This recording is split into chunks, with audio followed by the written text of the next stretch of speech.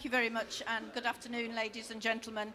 Indeed, I'm going to talk for a very short time about the tremendous performance of our manufacturing industrial base, but it's worth just adding a context point here that great manufacturing actually needs a fantastic set of supporting sectors, a fantastic set of professional business services sector, as well as great enabling local authority activity.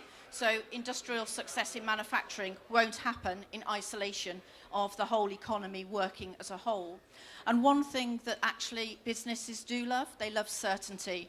And a lot of the key messages we've heard already this morning is getting certainty on delivery around the infrastructure and the commitment to actually drive the delivery of that. So indeed, our work at Consortium is very much about working with partners from public and private sectors to actually supercharge the economy and in terms of the manufacturing base that we have such a strong history of. And in the Black Country, some 15% of our businesses are actually in that sector compared to 8% across the United Kingdom. And it's actually that base that will make us unique in terms of driving the growth moving forward.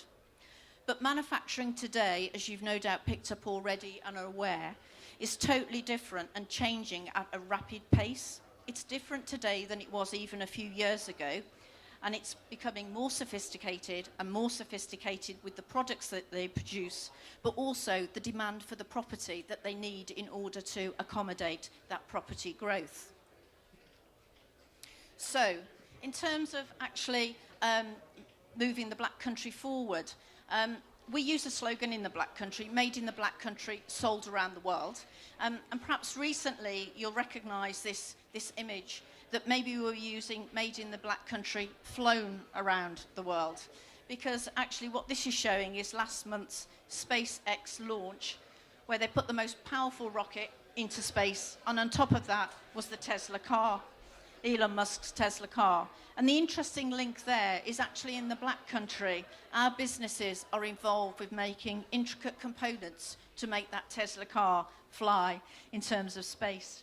And one of those businesses, as an example, is Rimstock. And Rimstock, one of the best businesses in Britain, the leading alloy wheel manufacturer, is actually fitting those alloy wheels to Tesla cars. And Rimstock are an excellent example of just one business in our supply chain where you probably don't actually recognise or acknowledge the component parts that they manufacture. But they're rapidly growing. They're exporting to 40 countries across the world, and that's why the growth and investment in the airport is so essential, so they can get that business to business working effectively. But think of any car, and whether it's a Jaguar Land Rover that you'd like, or whether it's an Aston Martin or a Bentley or a Mercedes-Benz, the list goes on and on. They all have component parts of quality designed and manufactured across the Black Country. And certainly Rimstock, with their alloy wheels, will be in every car that you'll come across in that prestige range. So there's no doubt that our business base in the Black Country is prospering and growing, very much like the Midlands as a whole. And indeed, last year, we reported a record number of businesses actually located in the Black Country, 35,000. And indeed, the growth now is up to 37,500. So the business base is expanding, and clearly that brings with it property demand. And interestingly, in terms of all of the business births that we're having, I'll use what John P says here, we're actually in first place. We are second to London, but we're first place outside London in terms of the size of those businesses scaling up their growth. So this is a fantastic, good news story. But manufacturing is becoming more specialist. And there's no doubt that as innovation continues, driving that next wave of standout companies means that if they're going to access those growth end markets that we talk about, whether it's in space or medical technologies, to address the grand challenges, maybe about mobility and ageing society, manufacturing know-how, design quality, engineering prowess remains high priorities in the Black Country and the broader Midlands. But not only in terms of space flight, just want to have a look at this slide. It's probably an old pound coin, but that shows we've been doing this technology for a long time. Actually, whether it's space or whether it's smaller micro products. Here, what you see on the slide are actually micro precision engineered tubing made in the Black Country, which is actually used to inject medical requirements directly into the brain. So the fusion here of manufacturing with medical technologies is absolutely key, and that is a groundbreaking development designed, manufactured in the Black Country. So you'd be amazed what you can find across the Black Country and the broader Midlands. And products like this demand great investment. So made in the Black Country, sold around the world, can only happen with significant investment in infrastructure to support the flow of those products to markets. Oops. Oh, yes, thank you. So, just in terms of here, we've got M6 Junction 10. Looks really nice and green from the front there. So, investment into infrastructure is key, as I say, to the success of that manufacturing business base, the broader sectors, and our economy, so they can get those goods to market, being on a critical time basis.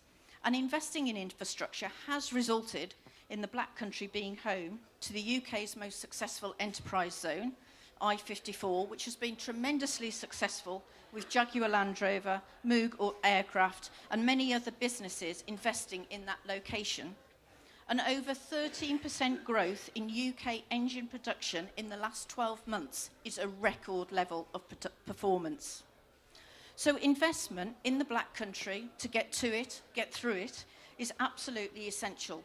But it's also about investing in all forms of infrastructure and connectivity. The motorways, the road, the rail, the metro, energy and digital. And we mustn't forget the importance of energy supply and digital connectivity. So the Black Country has underway a £2 billion investment programme which spans all modes of connectivity. And the market is responding really well to this sort of certainty of that investment programme, both as we work as a Black Country with the West Midlands, the broader Midlands, and indeed in collaboration between public and private sector local authority partners. So, for example, earlier this year it was announced that Henry Boot Developments are the preferred development partner for Phoenix 10, another part of our enterprise zone, adjacent to this Junction 10 of the M6.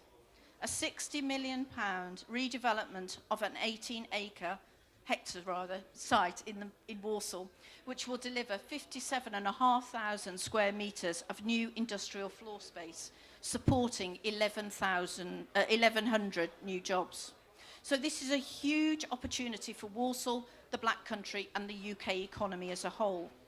And we've also secured and are investing a further £65 million investment planned to improve M6 Junction 10. I reassure you, the capacity and the traffic flows will improve following that investment.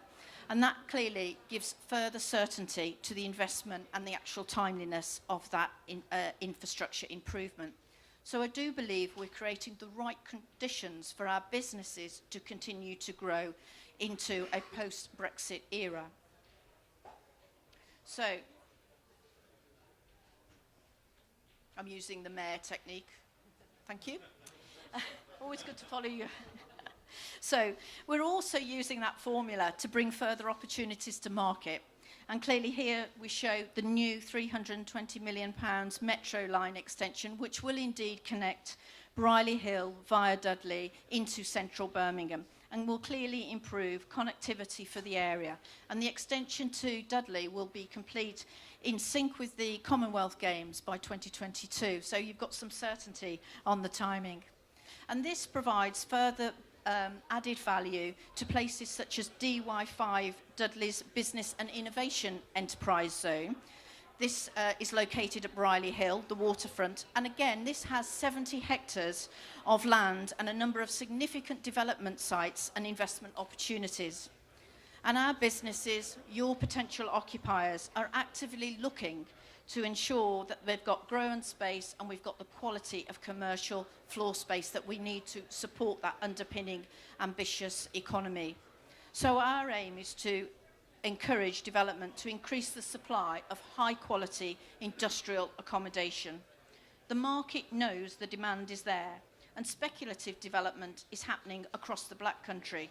For example, Commercial Estates Group are investing in a multi-million pound in Sandwell, and this speculative development at Vaughan Park will provide approximately 400,000 square feet, just over 37,000 square metres of high-quality industrial warehouse accommodation.